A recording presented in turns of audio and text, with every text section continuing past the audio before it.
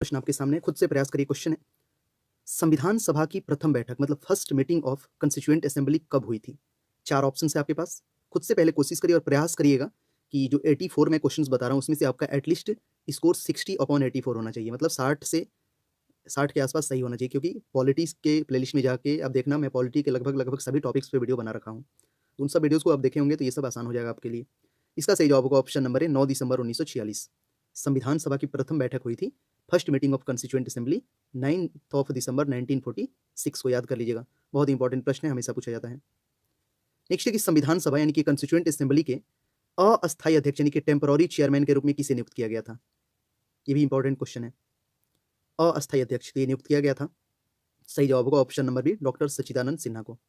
संविधान सभा के अस्थायी यानी कि टेम्पररी चेयरमैन के रूप में नियुक्त किया गया था डॉक्टर सच्चिदानंद सिन्हा को। नेक्स्ट है, प्रारूप समिति यानी कि ड्राफ्टिंग कमेटी के अध्यक्ष कौन थे? वेरी वेरी इंपॉर्टेंट प्रश्न। ड्राफ्टिंग कमेटी के चेयरमैन, तो इनका नाम है भीमराव अंबेडकर, जो थे ये ड्राफ्टिंग कमेटी के चेयरमैन थे। नेक्स्ट है, संविधान सभा के अस्थायी अध्यक्ष यानी कि परमानेंट चेयरमैन किसे बनाया गया था? अस्थायी अध्यक्ष, तो अगर आपने चुना ऑप्शन नंबर सी तो आपका भी सही जवाब होगा डॉक्टर राजेंद्र प्रसाद। देखिए 3 नाम याद रखिएगा, अस्थायी अध्यक्ष पूछेगा डॉक्टर राजेंद्र प्रसाद, अस्थायी अध्यक्ष पूछेगा डॉक्टर सच्चिदानंद सिन्हा, और ड्राफ्टिंग कमेटी का चेयरमैन पूछेगा तो डॉक्टर भीमराव अंबेडकर। ये तीनों नाम आपको याद रखने हैं, तीनों में से कोई ना कोई क्वेश्चन पूछ ही देता है। नेक्स्ट है, संविधान सभा के अंतिम रूप से संविधान को कब पारित कर दिया गया था? पारित किया गया है, अडॉप्ट मतलब कब किया गया है इंडियन कॉन्स्टिट्यूशन को? देखिए पारित करना और लागू करना ये दोनों अलग अलग चीजें हैं। तो पारित किया गया कब? 26 नवंबर 1949 को। इसका सही जवाब होगा ऑप्शन नंबर डी। अंतिम रूप से संविधान को 26 नवंबर 1949 को पारित कर दिया गया। अगला कि भारतीय संविधान किस दिन पूर्णतः लागू हुआ? इंप्लीमेंटेशन की बात हो रही है, फुली कॉन्स्टिट्यूशन इंप्लीमेंटेड। तो ये लागू अगर आपसे पूछा जाएगा तो आपको बताना है 26 जनवरी 1950 को। इसी दिन से हम लोग मनाते हैं रिपब्लिक डे, गणतंत्र दिवस। नेक्स्ट है, भारत कब गणतंत्र बना? इंडिया बिकेम अ रिपब्लिक कब बना? तो अभी मैंने आपको बताया कब बना। India became a republic on 26 of January जो है 1950, ऑप्शन नंबर सी। नेक्स्ट है, भारतीय संविधान के किस भाग को उसकी आत्मा की संज्ञा दी गई है? इंडियन कॉन्स्टिट्यूशन का सोल किसे बोलते हैं? इंडियन कॉन्स्टिट्यूशन का सोल, भारतीय संविधान की आत्मा, ये बोला जाता है जो हमारा प्रियम्बल है ना, प्रस्तावना, इसी को बोला जाता है कि हम भारत के लोग भारत को संपूर्ण प्रभुत्व संपन्न समाजवादी धर्मनिरपेक्ष राज्य बनाने के लिए। मुझे उम्मीद है कि एटलीस्ट कम से कम सभी लोगों को प्रियम्बल यानी हमारे संविधान का प्रस्तावना याद होगा, तो इसे संविधान का आत्मा बोलते हैं। संविधान सभा ने राष्ट्रगान यानी इंडियाज नेशनल एंथम को कब स्वीकार किया था? जो है ना जनगण मन, जिसे लिखा है रविंद्रनाथ टैगोर ने, इसे स्वीकार किया गया था 24 जनवरी 1950 को। ऑप्शन नंबर ए सही जवाब होगा। नेक्स्ट है, भारतीय नागरिकों को प्राप्त मूल अधिकारों की संख्या मतलब नंबर ऑफ फंडामेंटल राइट्स कितनी है? मूल अधिकार, हमारे फंडामेंटल राइट्स कितने हैं? तो हमारे फंडामेंटल जो राइट्स हैं इनकी संख्या है 6, याद रखिएगा, टोटल 6 जो है हमारे मूल अधिकार हैं। और एक प्रश्न ये भी पूछा जाता है कि ये जो मूल अधिकार हैं ये किस संविधान से लिए गए हैं? किसके संविधान से? तो ये हम लोगों ने लिया है यूएसए से, यूनाइटेड स्टेट ऑफ अमेरिका के कॉन्स्टिट्यूशन से फंडामेंटल राइट हमने अपने संविधान में जोड़ा है। नेक्स्ट है कि संपत्ति के अधिकार यानी कि राइट टू प्रॉपर्टी को किस संविधान संशोधन यानी कॉन्स्टिट्यूशन अमेंडमेंट के द्वारा हटा दिया गया था? संपत्ति का अधिकार अभी मूल अधिकार नहीं है, तो इसे किस संविधान संशोधन के तहत हटा दिया गया था? ये भी आपको याद रखना है, ये कॉन्स्टिट्यूशन अमेंडमेंट नंबर था 44th, 44वें संविधान संशोधन के तहत संपत्ति के अधिकार को हटा दिया गया था। नेक्स्ट है, मूल अधिकारों का रक्षक यानी कि फंडामेंटल राइट्स प्रोटेक्टर किसे कहते हैं? वेरी वेरी इंपॉर्टेंट प्रश्न। मतलब जैसे हमारे मूल राइट्स अभी मैंने आपको याद करवाया कि इनकी संख्या 6 है। अगर कभी आपको ऐसा फील हो कि मैं अपने ये 6 जो राइट्स हैं इनको पूरी तरह से इंप्लीमेंट नहीं कर पा रहा हूँ, तो आप किसको किसको शिकायत करोगे कि मैं अपने मूल अधिकारों की रक्षा नहीं कर पा रहा हूँ? तो इसका शिकायत आप कर सकते हैं। सही जवाब होगा या तो सर्वोच्च न्यायालय, नहीं तो उच्च न्यायालय, यानी कि ऑप्शन नंबर सी, ए और बी दोनों। इसे ए कर लीजिएगा, ए और बी दोनों, या तो सुप्रीम कोर्ट नहीं तो हाई कोर्ट, यही हमारे जो है प्रोटेक्टर हैं हमारे फंडामेंटल राइट्स के। नेक्स्ट है कि किस अनुच्छेद के द्वारा 6 से 14 वर्ष तक के बच्चों के लिए शिक्षा का अधिकार मतलब राइट टू एजुकेशन मूल अधिकार माना गया है? 6 से 14 वर्ष तक के बच्चों के लिए शिक्षा उनका मूल अधिकार है। तो यह है आर्टिकल नंबर 21 का ए, अनुच्छेद 21 ए में ये बताया गया है कि 6 से 14 वर्ष तक के बच्चे जो हमारे देश के हैं उनको शिक्षा का उनका अधिकार है, किसी न किसी तरह से उनका एक अधिकार है कि वो शिक्षा लेके रहेंगे। नेक्स्ट है, लोक कल्याणकारी राज्य की अवधारणा किसमें निहित है? मतलब वेलफेयर स्टेट इन इंडिया। तो लोक कल्याणकारी राज्य की अवधारणा निहित है राज्य के नीति निर्देशक तत्वों में, ये राज्य का नीति निर्देशक तत्व बहुत इंपॉर्टेंट है कि इसमें बेसिकली 2-3 चीज़ें हैं कि क्या रिलेशन होता है एक स्टेट और सेंटर के बीच में, कैसे धन का बँटवारा होता है स्टेट और सेंटर के बीच में, इन तमाम चीज़ों को इसमें डिस्कस किया गया है। अगला है कि संविधान का जो अनुच्छेद 40 है आर्टिकल 40 राज्य को निर्देश देता है कि वह क्या करे? तो ये राज्य को निर्देश देता है कि ग्राम पंचायतों का संगठन करे। ऑप्शन नंबर सी इसका सही जवाब होगा, ये भी बहुत ही इंपॉर्टेंट प्रश्न है। अगला कि संविधान में मूल कर्तव्य यानी कि फंडामेंटल ड्यूटीज़ को शामिल करने की प्रेरणा किस देश के संविधान से ली गई है? अब देखिए फंडामेंटल ड्यूटीज़ की बात हो रही है। जैसे हमारे कुछ फंडामेंटल राइट्स हैं, वैसे ही मतलब हमारे कुछ फंडामेंटल ड्यूटीज़ भी बनते हैं, हमारे कर्तव्य। ये लिया गया है रूस के संविधान से फंडामेंटल ड्यूटीज़, और फंडामेंटल राइट्स मैंने याद करवाया था अमेरिका के संविधान से, तो दोनों याद रखिएगा। अगला कि संविधान में मूल कर्तव्य की कुल संख्या कितनी है? फंडामेंटल राइट्स हैं 6 और फंडामेंटल ड्यूटीज़ अगर आपसे पूछा जाएगा तो इनकी संख्या है 11। ऑप्शन नंबर बी सही जवाब है। नेक्स्ट है, संविधान में मूल कर्तव्यों को किस समिति की अनुशंसा के आधार पर शामिल किया गया? मूल कर्तव्य जो है फंडामेंटल ड्यूटीज़, ये किसकी अनुशंसा पे शामिल किया गया था? ये भी प्रश्न आता है। इनका नाम, ये समिति का नाम रखिएगा, याद रखिएगा, मतलब इनका नाम है स्वर्ण सिंह समिति। इसी कमेटी की अनुशंसा पे फंडामेंटल ड्यूटीज़ को हमने अपने कॉन्स्टिट्यूशन में शामिल किया था। अगला प्रश्न है, भारतीय संघ की शक्ति मतलब executive power of the union किस में निहित है? तो जो संघ की शक्ति बात हो रही है, जो सेंटर का पावर है, वो है राष्ट्रपति के पास। ऑप्शन नंबर सी सही जवाब होगा। Executive power of the union is president. अगला है, राष्ट्रपति के निर्वाचक मंडल में शामिल है, मतलब जो इलेक्शन होता है प्रेसिडेंट का, उसमें कौन कौन लोग शामिल होते हैं? तो इसका सही जवाब होगा, ध्यान से चारों ऑप्शंस को अगर आप पढ़िएगा, खुद से वीडियोस को रोक के आप समय ले सकते हैं, लेकिन मैं थोड़ा जल्दी बताने की कोशिश कर रहा हूँ। देखिए इसका सही जवाब होगा, चारों ऑप्शंस में से होगा ऑप्शन नंबर सी, ये संसद है। तो संसद के दोनों सदनों के निर्वाचित सदस्य एवं राज्यों की विधानसभा के निर्वाचित सदस्य ही वोटिंग करते हैं, मतलब ये पार्टिसिपेट करते हैं राष्ट्रपति के इलेक्शन में। मतलब राज्यसभा का मेंबर, लोकसभा का मेंबर और जो लेजिस्लेटिव असेंबली है जिसको विधायक बोलते हैं, ये लोग शामिल होते हैं। अगला, एक राष्ट्रपति के कार्यकाल की अवधि होती है, तो ये तो बहुत सिंपल सा बात है, 5 वर्ष का राष्ट्रपति हमारे लिए चुने जाते हैं और इनकी मिनिमम आयु 35 वर्ष होनी चाहिए। ठीक है। नेक्स्ट, राष्ट्रपति पद के चुनाव के लिए कौन सी विधि अपनाई जाती है? Election method of president India. Election method of president of India, किस विधि से राष्ट्रपति का चुनाव होता है?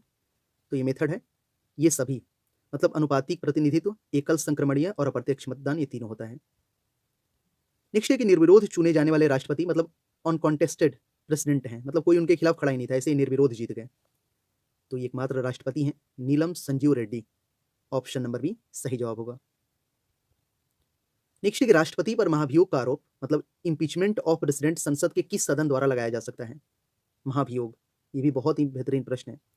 राष्ट्रपति को हटाने का भी समझ जाइए कि हमारे यहाँ हमारे संविधान में नियम है।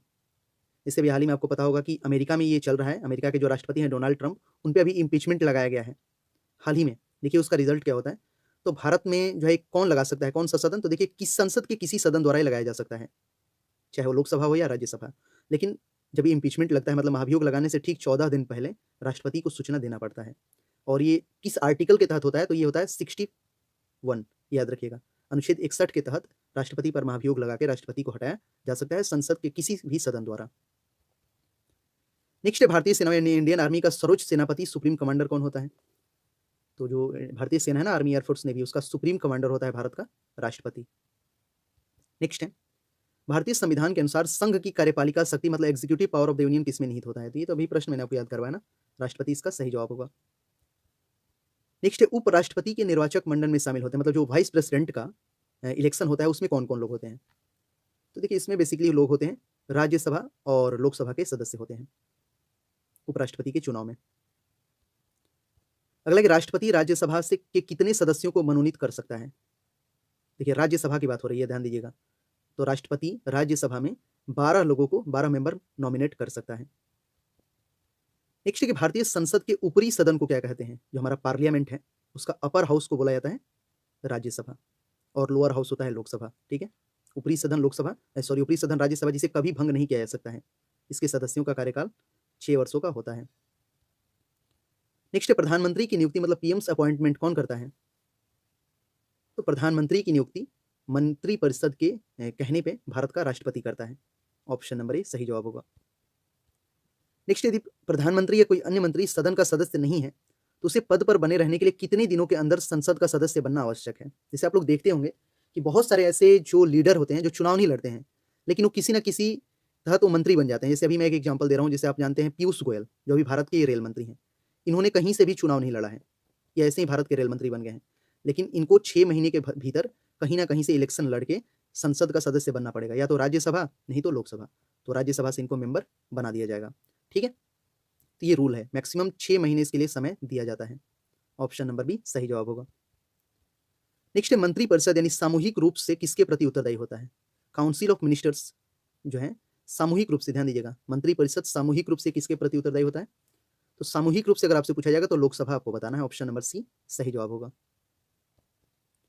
नेक्स्ट है लोकसभा की अधिकतम सदस्य संख्या हो सकती है, मेंबर ऑफ लोकसभा जो है मैक्सिमम इनकी संख्या कितनी हो सकती है।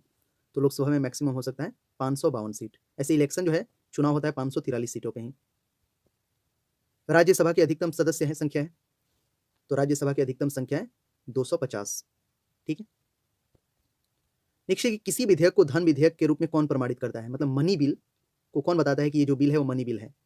इस चीज को प्रूफ करता है लोकसभा अध्यक्ष। ये भी प्रश्न बहुत बार एग्जाम में आया हुआ है। नेक्स्ट है केंद्र सरकार का प्रथम विधि अधिकारी कौन हो सकता है, फर्स्ट लॉ ऑफिसर। तो प्रथम विधि अधिकारी होता है केंद्र सरकार का महान्यायवादी, अटॉर्नी जनरल जिनको बुलाया जाता है। और वर्तमान में कौन है अटॉर्नी जनरल, उनका नाम आप हमें कमेंट सेक्शन में बताना। देखिए, आप पॉलिटी और हिस्ट्री के वीडियोस देखना चाहते हैं तो उसका प्लेलिस्ट मैंने अलग से बना रखा है, उसमें जाके सभी टॉपिक को अलग अलग करके मैंने डिस्कस कर रखा है, तो सब वीडियोस आप जरूर देखें, वहां से आपको बहुत कुछ सीखने को मिलेगा। नेक्स्ट है संघ राज्य क्षेत्रों का प्रशासन कौन चलाता है, जो यूटी होता है, यूनियन टेरिटरीज। अब इनकी संख्या भारत में हो गई है कितनी, 6 हो गई है, ठीक है, क्योंकि दादर नगर हवेली और दमन दीव को भी मिला के कर दिया गया है एक। तो इसका सही जवाब होगा इसका जो है 6 नहीं, आप 7 बोल सकते हो, सॉरी, क्योंकि 2 और बने थे ना, लद्दाख और जम्मू कश्मीर, तो इनकी संख्या 7 हो गई है। तो यूटी का प्रशासन जो है कौन होता है, सही जवाब होगा राष्ट्रपति द्वारा नियुक्त प्रशासक, इसका सही जवाब होगा। देखिए, उपराज्यपाल अगर आप लगाते हैं तो गलत हो जाएगा, हर जगह एलजी नहीं है, ठीक है ना, कुछ जगह है जिनको प्रशासक बोला जाता है, और एलजी भी प्रशासक ही होता है जो राष्ट्रपति द्वारा नियुक्त होता है। भारत के प्रथम राष्ट्रपति कौन थे, ये तो बहुत आसान सवाल है। पहले राष्ट्रपति डॉक्टर राजेंद्र प्रसाद। नेक्स्ट है स्वतंत्र भारत के पहले भारतीय गवर्नर जनरल कौन थे। स्वतंत्र भारत के पहले ये थे चक्रवर्ती राजगोपालाचारी। इस तरह के प्रश्नों को याद रखिएगा, ये सब भी पूछा जाता है। राष्ट्रपति द्वारा लोकसभा तथा राज्यसभा में मनोनीत किए जाने वाले सदस्यों की संख्या है। तो राज्यसभा वाला तो मैंने आपको अभी याद करवाया था, लोकसभा इसमें पहले ऐड किया, तो लोकसभा में 2 और राज्यसभा में 12। ऑप्शन नंबर बी सही जवाब होगा। लोकसभा एवं राज्यसभा के 2 अधिवेशनों के बीच अधिकतम कितने समय का अंतर होना चाहिए। तो अधिकतम जो है अंतर होना चाहिए मैक्सिमम 6 महीना, 6 महीने से ज्यादा का अंतर नहीं होना चाहिए दोनों अधिवेशन के बीच। नेक्स्ट, राज्य की कार्यपालिका का प्रमुख कौन होता है। जैसे संघ की कार्यपालिका का मुख्य प्रमुख होता है राष्ट्रपति, वैसे ही राज्य की कार्यपालिका का प्रमुख होता है राज्यपाल। बहुत सारी सिमिलरिटीज मिलती हैं राज्यपाल और राष्ट्रपति में, जैसे मुख्यमंत्री और प्रधानमंत्री की मिलती है। संविधान के अनुसार विधानसभा के सदस्यों की अधिकतम संख्या होती है, विधानसभा, तो विधानसभा की अधिकतम संख्या होती है 500। ऐसे आप हमें कमेंट सेक्शन में बताना कि किस राज्य की विधानसभा में मैक्सिमम सीट है, मैक्सिमम, ठीक है, उसका नाम बताना उस राज्य का, और वहां के विधायकों की संख्या भी बताना आप। वर्तमान में भारत में कुल कितने राज्यों में विधान परिषद विद्यमान है। देखिए ध्यान दीजिएगा, वर्तमान में पूछा है, लेजिस्लेटिव काउंसिल्स, ये राज्य के ऊपर डिपेंड करता है कि वो रख सकते हैं, नहीं तो नहीं रख सकते हैं। वर्तमान में अगर आपसे पूछा जाएगा तो आप 6 बताना। पहले 7 था, लेकिन अब 7 नहीं रहा, क्यों, क्योंकि जम्मू कश्मीर अब राज्य नहीं रहा, ये बन गया है अब यूटी, ठीक है। तो जम्मू कश्मीर में भी था लेजिस्लेटिव काउंसिल्स, विधान परिषद, लेकिन अब नहीं है, अब इनकी संख्या 6 है। राज्य का मंत्रिमंडल सामूहिक रूप से किसके प्रति उत्तरदायी होता है। सामूहिक रूप से पूछा है, तो सामूहिक रूप से सही जवाब होगा, राज्य का बात हो रहा है ना, तो विधानसभा इसका सही जवाब होगा। और व्यक्तिगत रूप से अगर आपसे पूछा जाएगा तो आपको मुख्यमंत्री जवाब देना है। विधानसभा का वर्ष में कम से कम कितने अधिवेशन होने अनिवार्य हैं विधानसभा का। तो कम से कम तो 2 होने ही चाहिए, 6 महीने से ज्यादा का गैप नहीं होना चाहिए। किस राज्य में विधानसभा सदस्यों की संख्या सर्वाधिक है, ये प्रश्न अभी मैंने आपसे पूछा था। विधानसभा सदस्यों की संख्या सर्वाधिक है उत्तर प्रदेश में। कितनी संख्या है ये आपसे मैंने पूछा है, ये बताइएगा आप हमें, कितने एमएलए जो है मतलब हो सकते हैं, MLA, member of legislative assembly. Jammu Kashmir राज्य को किस अनुच्छेद के अंतर्गत विशेष राज्य का दर्जा प्राप्त है, नहीं था, आप इसे बोलिएगा आप, क्योंकि अब ये वहां से हट गया है। तो स्पेशल स्टेटस प्राप्त था आर्टिकल 370 के तहत, जिसको कि हाल ही में हटाया गया, और ये 370 हटने के बाद बहुत सारे और प्रश्न पॉलिटी के ऐड हो गए हैं, तो उन सब क्वेश्चन को आप ध्यान दीजिएगा। भारत का नियंत्रक एवं महालेखा परीक्षक किसके द्वारा नियुक्त किया जाता है। जिसको बोलते हैं ना CAG, comptroller and auditor general of India, नियंत्रक एवं महालेखा परीक्षक, तो इसकी नियुक्ति भारत में करता है कौन? राष्ट्रपति। और ये वर्तमान में कौन है CAG, उनका भी नाम आप हमें कमेंट सेक्शन में बताइएगा। भारत का उच्चतम जो है न्यायालय कहाँ स्थित है? हाई नहीं, सुप्रीम बोलते हैं इसको, सुप्रीम कोर्ट ऑफ इंडिया कहाँ है? तो सुप्रीम कोर्ट ऑफ इंडिया भी है, जो है भारत की राजधानी नई दिल्ली में है सुप्रीम कोर्ट।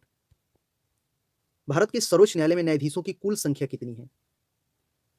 तो न्यायाधीशों की कुल संख्या भी हाल ही में आपको पता है कि बढ़ाया गया था। पहले था 30 + 1, मतलब 30 न्यायाधीश और 1 मुख्य न्यायाधीश। अब इनकी संख्या हो गई है 33 + 1, 33 न्यायाधीश और 1 मुख्य न्यायाधीश, यानी अब टोटल हो गए हैं 34। इसका सही जवाब होगा। हाल ही में 10% बढ़ाया गया था। नेक्स्ट है, सर्वोच्च न्यायालय के मुख्य न्यायाधीशों की नियुक्ति कौन करता है? तो सर्वोच्च न्यायालय के मुख्य न्यायाधीशों की नियुक्ति भारत का राष्ट्रपति करता है। ऑप्शन नंबर बी सही जवाब होगा। उच्चतम न्यायालय के न्यायाधीशों का कार्यकाल है, उच्चतम यानी सुप्रीम कोर्ट की बात हो रही है, तो उनके न्यायाधीशों का कार्यकाल होता है 65 वर्ष की आयु पूरी होने तक। 65 वर्ष की अगर आयु पूरी हो जाएगी तो अपने आप रिटायर हो जाएंगे, कोई फिक्स टाइम नहीं है, ठीक है, लेकिन 65 वर्ष एक मैक्सिमम टाइम रखा गया है। सर्वोच्च न्यायालय के प्रथम मुख्य न्यायाधीश हैं, तो सर्वोच्च न्यायालय के प्रथम मुख्य न्यायाधीश कौन थे? हीरालाल जे कनिया, सही जवाब होगा। नेक्स्ट, वर्तमान में भारत में उच्च न्यायालयों की संख्या कितनी है? ये इंपॉर्टेंट प्रश्न है। वर्तमान में भारत में जो टोटल हाई कोर्ट है, देखिए ऑप्शंस में तो दिया ही नहीं है, ऑप्शंस इसमें नहीं है, इसका सही जवाब होगा 25, इसे याद कर लीजिएगा। टोटल 25 हाई कोर्ट अब भारत में हो गए हैं। अभी हाल ही में सबसे लेटेस्ट जो बना है वो बना है जो है आंध्र प्रदेश का हाई कोर्ट।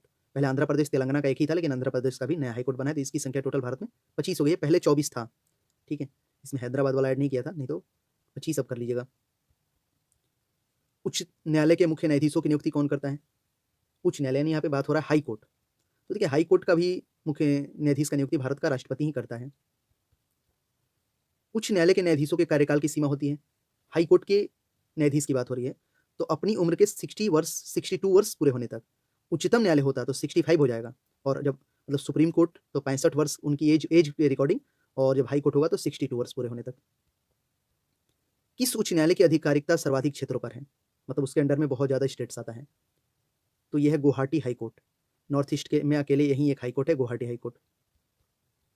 किस उच्च न्यायालय में सर्वाधिक संख्या में न्यायाधीश कार्यरत हैं?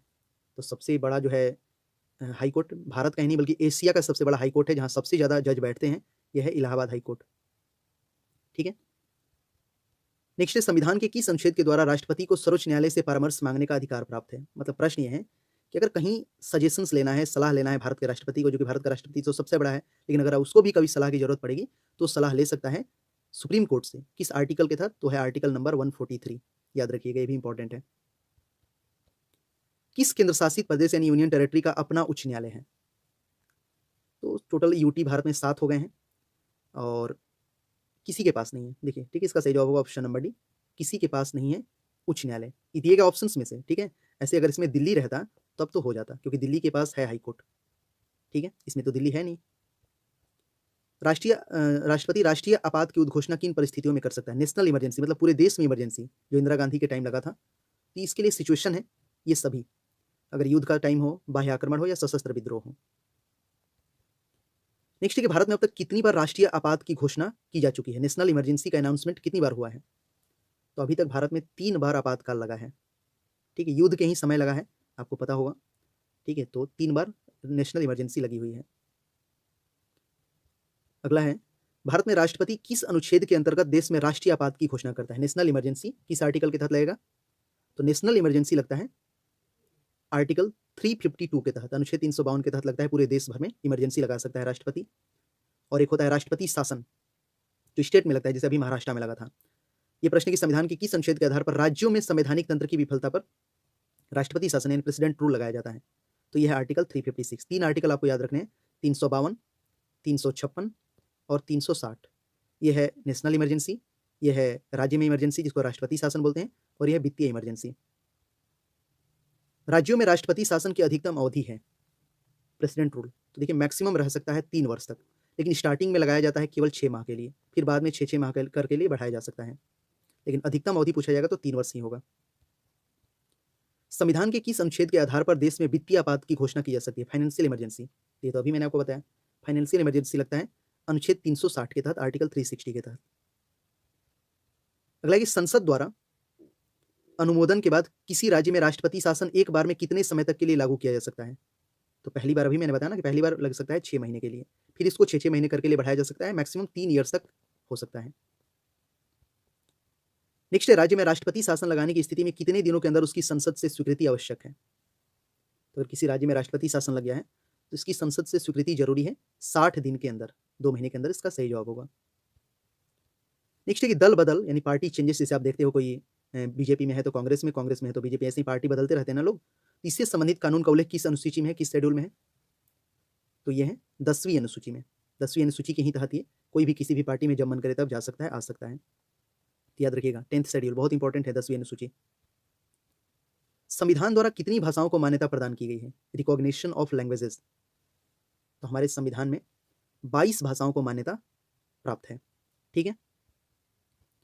73वां संविधान संशोधन संबंधित है, 73rd constitution amendment is related to, सही जवाब होगा option number D, Panchayati Raj से। बहुत इंपॉर्टेंट, वेरी वेरी इंपॉर्टेंट प्रश्न। नेक्स्ट है, वित्त आयोग के गठन का प्रावधान किस अनुच्छेद में है? फाइनेंस कमीशन का गठन किस आर्टिकल में है?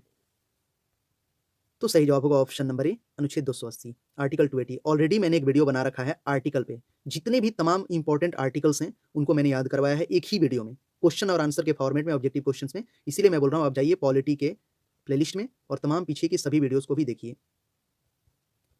योजना आयोग का पदेन अध्यक्ष मतलब एक्स ऑफिशियो चेयरमैन कौन होता है? तो देखिए अब तो योजना आयोग है नहीं, अब इसकी जगह पे नीति आयोग आ गया है, तो उसी की जगह पे आया है ना, तो जो योजना आयोग का अध्यक्ष होता है तो वही नीति आयोग का भी होगा।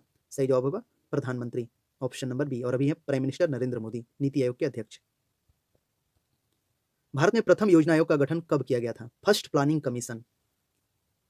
तो प्रथम योजना आयोग का गठन किया गया था 15 मार्च 1950 को, इसका सही जवाब होगा ऑप्शन नंबर बी। नेक्स्ट, राष्ट्रीय विकास परिषद की स्थापना कब की गई थी? नेशनल डेवलपमेंट काउंसिल, यही जो है नेशनल डेवलपमेंट काउंसिल जो है, यही जो योजना आयोग था उसका आखिरी में मतलब फाइनल उस पर अपना हस्ताक्षर करता था, अनुमोदन करता था उसका। तो राष्ट्रीय विकास परिषद का स्थापना किया गया था वर्ष 1952 में। ठीक है। भाषा के आधार पर गठित भारत का पहला राज्य का नाम है? तो भाषा के आधार पर गठित राज्य है वो है आंध्र प्रदेश, पहला राज्य है, ये भी याद रखिएगा। और यहाँ की भाषा कौन सी है? तेलुगु। अभी आंध्र प्रदेश भी 2 हो गया है, तेलंगाना और आंध्र प्रदेश, अभी ये भी 2 पार्ट में टूट गया है। तो पहले इसी को भाषा के आधार पर किया गया था, फिर बाद में मराठी भाषा महाराष्ट्र के पास, पंजाबी भाषा पंजाब, उड़िया उड़ीसा, ठीक है, ऐसे ही सभी भाषा के आधार पर धीरे धीरे अलग कर दिया गया। इसीलिए हमारे यहाँ कोई राष्ट्रीय भाषा नहीं है भाई, सभी भाषाएं हमारे यहाँ मान्य है। ठीक है, मातृभाषा सबकी अलग अलग है, इसीलिए हमारे यहाँ कोई राष्ट्रभाषा नहीं है। बलवंत राय मेहता समिति का गठन किया गया था, ये भी इंपॉर्टेंट है। तो ये किया गया था पंचायती राज व्यवस्था से संबंधित है बलवंत राय मेहता समिति। ये इंपॉर्टेंट क्वेश्चन है, बहुत बहुत इंपॉर्टेंट, याद कर लीजिएगा इसे। भारत में सबसे पहले 2 अक्टूबर 1959 को पंचायती राज व्यवस्था मतलब पंचायती राज सिस्टम का शुभारंभ किया गया। यह कहाँ से शुरू किया गया था? देखिए 2-3 चीज में याद रखना है, ये डेट 2 अक्टूबर 1959 पंचायती राज व्यवस्था शुभारंभ हुआ था भारत में सबसे पहले। कहाँ? तो ये जगह है नागौर, राजस्थान, राजस्थान के नागौर जिले से। ठीक है। स्वतंत्र भारत में प्रथम निर्वाचन आयुक्त कौन थे? First election commissioner. तो फर्स्ट इलेक्शन कमिश्नर थे सुकुमार सेन, और वर्तमान में कौन है उनका भी नाम हमें कमेंट सेक्शन में बताइएगा। पहले वित्त आयोग का गठन 1951 में किया गया था, इसके अध्यक्ष कौन थे?